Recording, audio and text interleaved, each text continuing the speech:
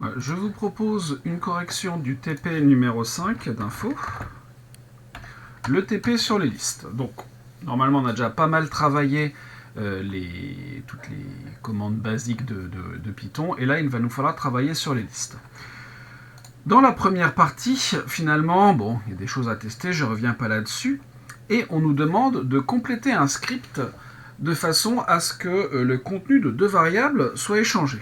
Donc là, dans notre script, on nous donne A égale 1, B égale 2. Voilà, donc si je tape A, j'ai 1, si je tape B, j'ai 2. Ok. Maintenant, il faudrait que j'échange le contenu de chacune des deux variables. Bien sûr, je peux taper B égale 1, A égale 2, mais ce n'est pas ça qui est attendu ici. Ici, il faudrait trouver une technique pour pouvoir échanger ce qu'il y a dans chacune des deux variables. Et sans se donner le droit d'utiliser ce que j'ai appelé l'affectation simultanée, on ne va pas pouvoir s'en sortir uniquement avec nos trois variables. Avec nos deux variables, il va nous en falloir une troisième, que je vais appeler C par exemple. Et donc C, je vais commencer par m'en servir pour sauvegarder d'une certaine façon le contenu de A. Donc je vais mettre C égale A. La valeur qui est dans A, maintenant j'en ai une deuxième version, une espèce de copie qui est stockée dans C. Je peux donc remplacer A par quelque chose. Dans A, je peux mettre la valeur qui est dans B. Maintenant, qu'est-ce que j'ai? Dans A, j'ai 2, c'est ce que j'avais dans B initialement. Dans B, j'ai toujours 2 puisque je n'ai pas modifié B. Et dans C, j'ai 1. Donc je n'ai plus maintenant qu'à mettre le contenu de C dans B. Donc B égale C. Et de cette façon, si je tape B, j'ai bien 1. Donc pour l'exercice 1,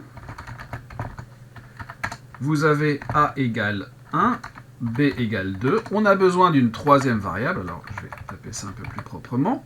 La troisième variable, je m'en sers pour sauvegarder l'information qui est dans A. Ensuite, je peux remplacer ce qu'il y a dans A.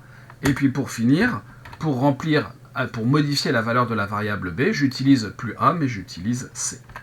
Donc voilà pour la première question. La deuxième question.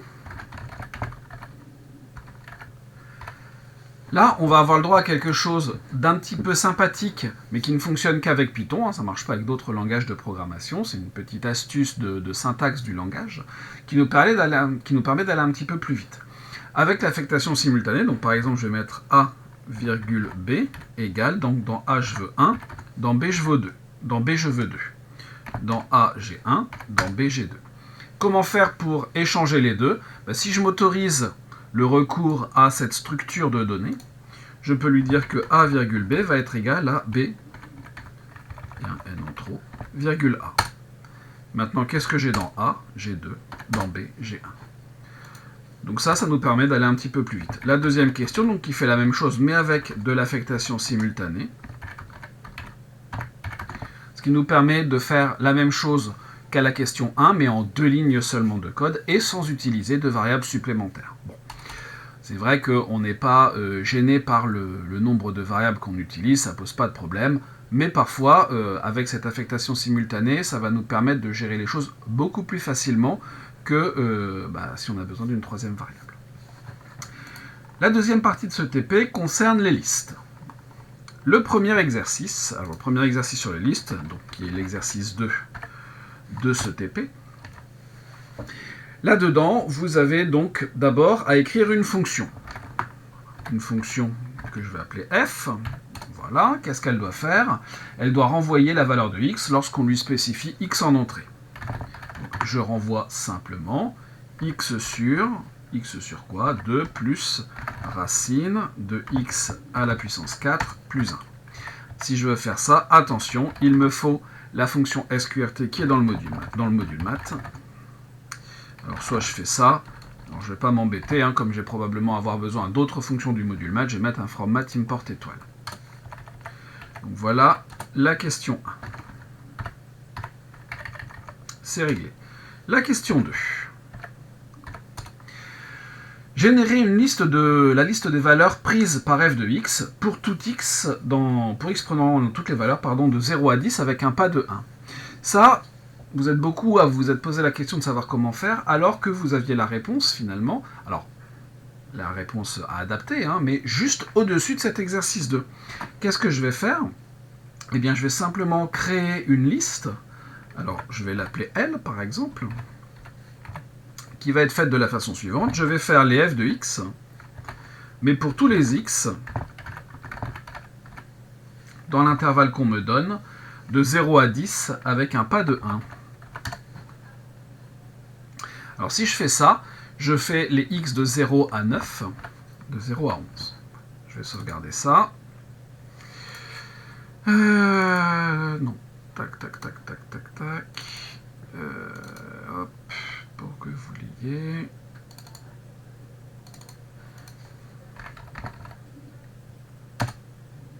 Voilà. Je lance. Si je tape f de 3, pas de problème, ça fonctionne bien. De toute façon, si ça ne fonctionnait pas, le f, ici, il ne m'aurait pas permis de faire la ligne 20. Si je lui demande ce que c'est que la liste L, eh bien vous voyez, f de 0 égale 0, f de 1, f de 2, f de 3, et ainsi de suite. J'ai bien la liste de toutes les valeurs de f de x, pour x compris entre 0 et 10. Si je tape ici f de 10 pour vérifier, j'ai bien la même chose que la dernière valeur ici. Pas de problème, ça marche. Question d'après. Pour la question 3, pardon. La question 3, on me demande de faire la même chose, mais avec un pas de 0,1. Alors, on a vu effectivement qu'on pouvait utiliser des pas. Donc, si j'essaye ça, alors je vais de 0 à 11 avec un pas de 0,1. On peut tenter le coup. Et là, vous voyez qu'il n'est pas d'accord. Tout simplement parce que la fonction range ici ne veut pas d'un pas qui ne soit pas entier. Donc, on ne va pas pouvoir utiliser 0,1. Donc, ce qu'on va faire, c'est que on va tricher. Qu'est-ce que je veux faire, moi? Je veux finalement f de 0, f de 0,1, f de 0,2, et ainsi de suite. Donc, je vais ici diviser le x par 10, et je vais m'arranger pour avoir, eh bien, il va me falloir 0, 1, 2, jusque ma dernière valeur. Je veux que ce soit f de la dernière valeur, ça va être f de 10. Donc ici, je vais aller faire aller mon pas jusque 101. De cette façon, mon range va s'arrêter à 100. 100 divisé par 10, ça me donnera bien 10, et j'aurai bien toutes les valeurs que je veux. Donc quand on ne peut pas utiliser les fonctions incluses dans Python comme on le veut, on est souvent obligé de ruser. Je vais vous montrer après une autre façon de faire. Donc voilà, ici, donc, si je lui demande L1, j'ai une liste de 101 valeurs. La dernière, j'ai bien f de 100. Et si je lui demande f de 9,9, voilà, je retrouve bien la valeur qui est ici.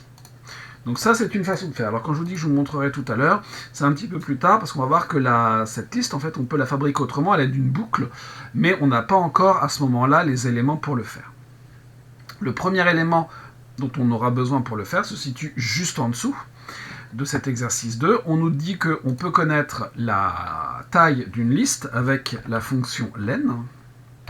Donc len de L, j'ai 11 éléments dans la liste L qui étaient toutes les images de 0 à 10 inclus, donc ce qui me fait bien 11 images. Et si je lui demande la len de L1, cette fois j'en ai 101. De 0 à 100, de 0,1 en 0,1, ça me fait bien 101 valeurs en tout. On nous dit également qu'on peut créer une liste vide. Évidemment, l'intérêt d'avoir une liste vide, c'est d'être capable de la remplir petit à petit en tapant L égale, crochet ouvert, crochet fermé. Je viens de créer une liste vide, une liste dans laquelle il n'y a rien. Et le reste du TP va nous montrer comment on accède à ces éléments, comment on ajoute des éléments, comment on en retire. Pour faire le travail ensuite, on nous demande de créer une liste L. Alors là, ici, j'ai créé une liste vide, bon, mais une liste de 20 entiers, compris entre 1 et 100, choisis au hasard. Donc là, le point 2, 2. Je vais créer ma liste de 20 éléments, pris au hasard. Donc j'utilise randint. Je veux des nombres entre 1 et 100, et j'en veux 20. Voilà. J'utilise randint, qui est dans le module random. Voilà, on va contrôler que ça fonctionne. Pas de problème. J'ai une liste de 20 entiers. Je peux vérifier qu'il y a bien 20 entiers. Ils ont été choisis au hasard. Je peux relancer. Et vous voyez que je n'ai pas les mêmes entiers. Il y en a bien 20, mais ce n'est pas les mêmes. Donc ça fonctionne bien. Quel est l'intérêt de cette liste? Eh bien, elle va me permettre de tester ce qui se passe sur les listes. L de 2. Qu'est-ce que c'est que L de 2? Ça me donne 39. Ben, ici, j'ai l'élément dont l'indice est 0, l'élément dont l'indice est 1, l'élément dont l'indice est 2. Ici, il vaut 39. Si je tape L de 8, L de 8, 0, 1, 2, 3, 4, 5, 6, 7, 8, j'ai bien 33. Plus étrange, L de moins 1. Même si c'est une notation qu'on n'utilisera pas tout le temps, il faut bien avoir conscience de ce que c'est que ce L de moins 1. C'est plutôt rare qu'on utilise ce L de moins 1, mais ça va nous dire que si jamais l'index que l'on cherche est négatif, pour Python, ça ne posera pas de problème. Qu'est-ce que c'est que L de moins 1? Il me donne 29. Il me donne le dernier élément de la liste. Si je fais L de moins 2, il va me donner l'avant-dernier élément de la liste, et ainsi de suite.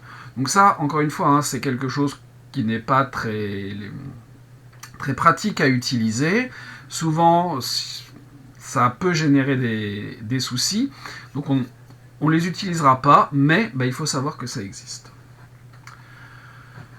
La partie 3, on nous parle d'extraction d'une sous-liste. Si je lui demande par exemple L de 1, 2.4, il me donne une liste qui contient 3 éléments, 47, 39, 98.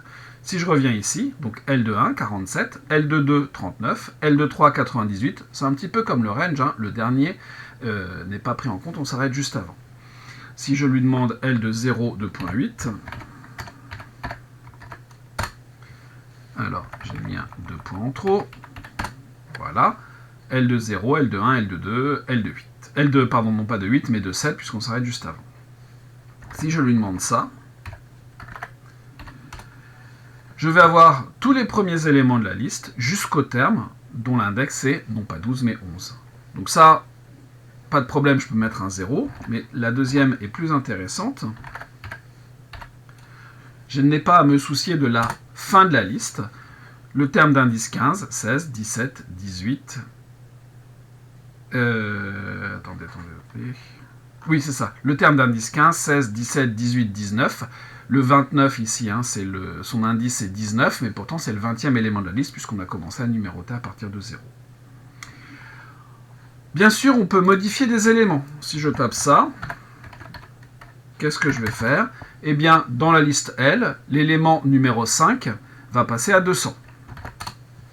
L'élément 0, l'élément 1, 2, 3, 4 et le nouveau 5 est à 200. Bien sûr, je peux, si je veux, modifier le dernier. Là, je modifie le dernier, je lui redemande la liste L, et vous voyez que le dernier il a été modifié par -3. Ce qu'il y a d'un petit peu plus intéressant, c'est qu'on peut carrément modifier des parties de la liste. Ici, par exemple, je vais lui dire que la liste qui commence à l'indice 1 et s'arrête avant l'indice 4, donc à l'indice 3, je vais remplacer ça par une liste de 3 éléments. Voilà. L1, L2, L3. Ils ont été remplacés par 0, 0, 0. Mais ce qu'il y a d'intéressant, c'est qu'on peut tout à fait, si on le souhaite, remplacer une partie de la liste par une autre liste qui n'a pas forcément la même taille.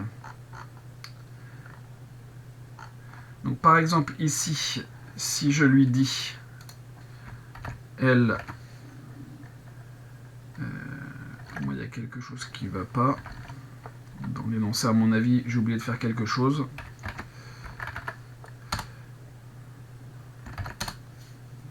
Non. Ici, alors, ça fonctionne, c'est un hasard, mais à mon avis, ça doit être 2, 5. Il vient de coller -1 et 1 à la fin. Alors que, alors l'élément 20, ok, mais on ne va pas jusqu'à l'élément 50, et de toute façon, il n'y a pas de 50 éléments. À mon avis, c'était 2, 5. Pas très grave. Ici, donc 0, 1. Donc 0 et 1, normalement, c'est juste L de 0. Je vais remplacer par -100, -100, -100. Et vous voyez que la liste L, tout l'élément, ici, je n'avais qu'un seul élément au départ, j'avais que 39, et bien à la place de 39, j'ai mis 3 éléments. On peut modifier la liste en remplaçant un certain nombre d'éléments par d'autres éléments, mais pas forcément dans les mêmes proportions, pas forcément dans le même nombre. Ce qui fait qu'on arrive à l'exercice 3, où on nous demande d'utiliser ça pour effacer le dernier élément d'une liste. Qu'est-ce que je vais faire pour effacer le dernier élément d'une liste? Eh bien, je vais remplacer les deux derniers éléments de la liste par une liste qui ne contient en fait que l'avant-dernier, puisque c'est le dernier que je dois effacer. Donc si je prends ma liste L, elle est là. Les deux derniers éléments sont moins 1 et moins 1. Donc si je lui demande de remplacer L de moins 2 de point 0, attendez si je ne dis pas de bêtises, donc c'est l'avant-dernier, enfin, donc je vais commencer donc à len de L moins 2 jusqu'à la fin, et je remplace ça, ou j'aurais pu mettre directement ici moins 2, de moins 2 jusqu'à la fin, je vais remplacer ça par juste L de moins 2. Alors, qu'est-ce qui ne va pas là-dedans? Alors oui, c'est peut-être ici le moins 2.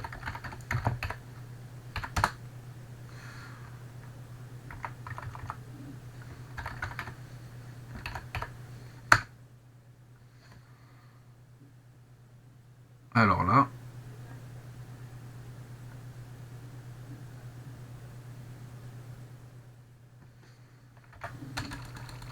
on va voir d'où vient le problème. Ça marche.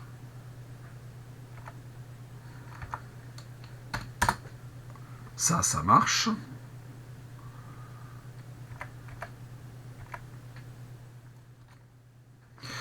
Et ça ne veut pas, c'est étrange. Bon, ben on va faire autrement. On va faire par exemple A égale ça. Voilà. Ensuite, on va mettre ça égale A.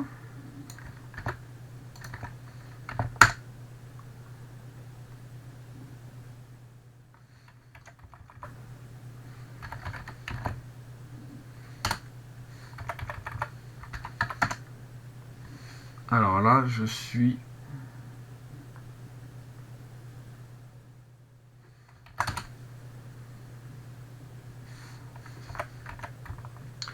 Et si on lui met des valeurs fixes, c'est comme je modifie de ce fait la longueur de la liste, c'est peut-être ça qui ne lui va pas. Tac, tac, tac.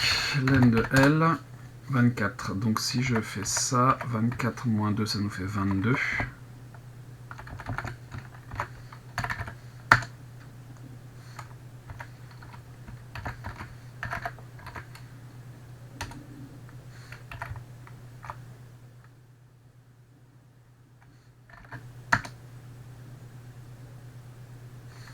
Mais oui, mais oui. Ça fonctionne. Le premier fonctionne en fait, mais il ne faut pas que j'oublie que je dois lui donner une liste contenant tout ça. Et voilà, là ça marche. Voilà, donc là, le moins 1 et le moins 1 ont été remplacés par moins 1. Je dois lui dire que la liste extraite est égale à une liste, donc il faut que je rajoute des crochets. C'est bon. Ensuite, comment faire pour ajouter un élément au début d'une liste? Donc ça, c'est une fonction, je vais par exemple l'appeler ajoute. Dans la liste L, l'élément X, qu'est-ce que je dois faire? Eh bien, ma liste de 0 de point 1, par exemple, elle va être égale à X et L de 0. À la place du premier élément, je mets la nouvelle valeur plus l'ancienne nouvelle. J'essaye ça. Donc si je remets ma liste L ici, et je vais lui dire ajoute à L la valeur moins 3 par exemple. Tac. Et donc le moins 3 a bien été ajouté en première place. Je remplace le premier élément par une liste qui en contient 2. On va voir des moyens plus simples derrière pour faire ces ajouts et ainsi de suite. Alors l'exercice 4. La concaténation de listes. Concaténer deux listes, c'est tout simplement venir souder entre elles deux listes. Et l'opérateur pour la concaténation, c'est l'opérateur plus. Première question, créer une liste L1 des entiers consécutifs de moins 1 à 10 inclus. L1 égale, i par exemple, for i in range, moins 1, je vais aller jusqu'à 10 inclus, donc 11. Créer une liste L2 contenant les cubes de ces entiers. Alors, je vais faire ça d'une autre façon. Je pourrais faire ça. Voilà. Mais je vais faire ça autrement. Qu'est-ce que je vais faire? Je vais dire que je vais faire A au cube pour tous les A qui sont dans la liste 1. Ça fera le même résultat, ça va me générer la même liste que cette ligne-là. Voilà, je lance ça. L1, j'ai bien tous les entiers de moins 1 à 10. L2, j'ai bien les cubes de ces entiers. Ça marche. Pour concaténer les deux listes, pour venir les mettre bout à bout, on utilise le plus. Donc L1 plus L2. Et vous voyez que j'ai bien L1 qui est ici, suivi de L2 qui est là. Et tout ça a été réuni dans une seule liste. Et on me demande de taper non pas L1 plus L2, mais L égale L1 plus L2. Voilà ma liste L. Comment est-ce qu'on va faire maintenant pour ajouter et supprimer des éléments? Ajouter un élément à la fin ou au début, c'est assez simple. Si je mets L égale L plus la liste qui contient simplement l'élément 2, j'ai ma liste précédente qui était là, et à cette liste, je suis venu lui concaténer une liste qui contient juste un élément, le 2. Si je veux ajouter un élément au début, je vais ajouter l'élément moins 10, par exemple, au début. Le moins 10 est arrivé ici. Mais il y a une autre façon de faire. Vous avez la méthode que l'on appelle append. Je vais ajouter à la liste l'élément 3, par exemple. L.append 3. La liste est modifiée, vous voyez qu'à la fin, on est venu ajouter 3. Le append ajoute un élément à la fin de la liste. On nous demande la différence entre L plus 1, 2, 3 et L.append 1, 2, 3. Donc si je tape L plus 1, 2, 3, vous voyez que le 1, 2, 3 est venu se coller ici, comme on s'y attendait. Mais si je fais L.append 1, 2, 3. Qu'est-ce qui se passe? Donc j'ai ma liste précédente qui est là, mais à cette liste-là, je suis venu lui coller un nouvel élément qui est lui-même une liste. Vous voyez que je n'ai pas exactement le même résultat qu'ici, puisque là j'ai un crochet là et un crochet là. Si on fait len de L, vous avez une liste qui contient 28 éléments. Si je fais len de L 1 plus L2, vous voyez que je n'ai que 24 éléments. Les derniers éléments ici, eh bien, sont comptés pour...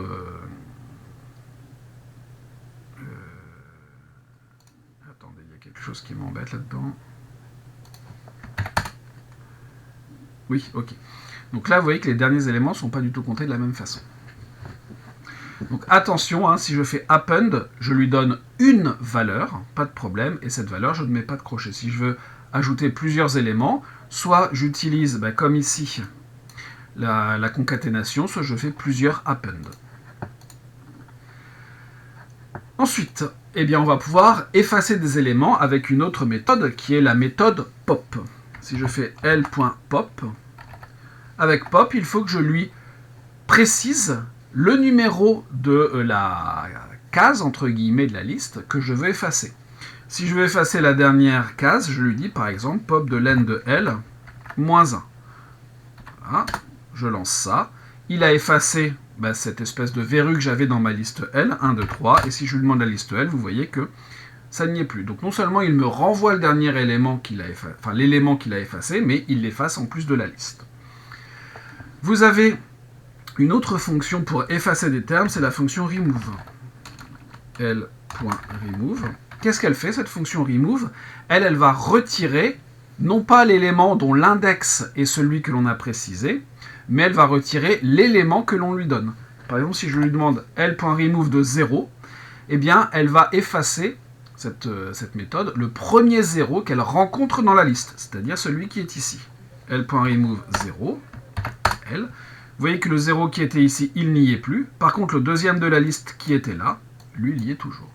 Si je veux l'effacer, il faut que je fasse un autre L.remove de 0. Donc voilà comment on peut effacer des éléments d'une liste sans bricoler comme on a pu le faire à l'exercice 3. Ensuite, la copie d'une liste. Ici, on nous demande de taper ça. OK. Si je fais L2 égale L1, qu'est-ce que j'ai dans L2? J'ai la même liste, pas de problème. On a l'habitude de faire ça. Maintenant, je vais modifier la liste 2. Je lui dis qu'en deuxième position, enfin en troisième position, à l'indice 2, je vais mettre 0. Très bien. L2. 1, position 0, j'ai le 1. Position 1, j'ai le 2. Position 2, j'avais 3. Ben maintenant, j'ai 0. Qu'est-ce qui se passe pour L1? Le problème, c'est que ce que j'ai fait comme modification sur L2, a été transformé immédiatement en L1. Si on copie les listes juste avec le signe égal, en fait, on n'a pas une vraie copie indépendante de la première, on a une espèce d'alias, un autre nom pour la même liste. Et donc, toutes les modifications que l'on va faire vont rester les mêmes. Alors ça, c'est pas très pratique, c'est souvent quand même peu intéressant d'avoir plusieurs noms pour le même outil. Quand on écrit L2 égale L1, ce que l'on a envie de faire 99% du temps, c'est d'avoir une copie indépendante de la première. Et pour ça, eh bien, il faut utiliser une fonction qui s'appelle deepcopy, que l'on trouve dans le module copy. Donc je vous rappelle que pour importer une fonction d'un module, on s'y prend de cette façon. J'importe la fonction deepcopy du module copy. Je vais retaper ma liste L1. Là, voilà. Et maintenant, pour L2, je vais dire que c'est une copie de L1. Voilà. Je vais faire le même travail. Donc, vous voyez que ma liste L2, pas de problème, c'est la même. L2 de 2, je remets ça à 0. Si je lui demande L2, j'ai bien ce que je m'attends à voir. 1, 2, 0, 4, 5. Et L1, pas de problème. L1 est bien une version indépendante de L2. Cette copie des listes, en fait, elle sera importante un petit peu plus tard quand on va trier des listes, parce qu'on va essayer plusieurs méthodes de tri, et forcément, on va essayer de trier les mêmes listes, et donc de les copier auparavant, ça nous sera utile. Dernière chose, on peut savoir si deux listes sont égales, c'est-à-dire si elles ont la même taille et les mêmes éléments, en tapant le symbole d'égalité. Alors, est-ce que L1 est égal à L2? Réponse ici non, puisque vous voyez ici, clairement, vous avez un élément qui n'est pas le même. Voilà pour ces points sur les listes. Dernière petite chose, on vous dit que les listes, il y a deux façons de les parcourir, de la même façon un petit peu que ce que je vous ai dit ici. Soit on parcourt sur les indices. Donc c'est celle-là en fait, ça c'est un parcours sur les indices. Donc on utilise un range qui va venir parcourir tous les indices de la liste. Soit on fait un parcours par les éléments. Ce qui peut se traduire de deux façons. Donc par exemple, for i in range len de L. Voilà, qu'est-ce que je vais faire? Je vais mettre if L de i égale 3. Peu importe, un b égale 7, on s'en fiche. Là, de cette façon, je viens parcourir toute ma liste L, mais indice par indice, c'est-à-dire que je vais regarder indice 0, ça correspond à telle valeur. Indice 1, ça correspond à telle valeur. Indice 2, ça correspond à telle valeur. Le dernier indice correspond à telle valeur. Et puis le parcours par les éléments, for a in L. Et puis derrière, ici, je ne m'intéresse plus à L de i, mais à l'élément A. Là, le parcours est différent, c'est-à-dire que je ne m'intéresse plus aux index. Le premier élément, le deuxième élément, le troisième élément, le dernier élément. Ce qui fait que si jamais l'indice ne m'intéresse pas dans mon travail, je peux utiliser l'une ou l'autre méthode sans aucune difficulté. Si j'ai besoin, pour une raison quelconque, d'accéder à l'indice, il faudra que je privilégie plutôt la première méthode. Et ça, on va avoir ça dans les exercices. Voilà pour la partie pratique de ce TP.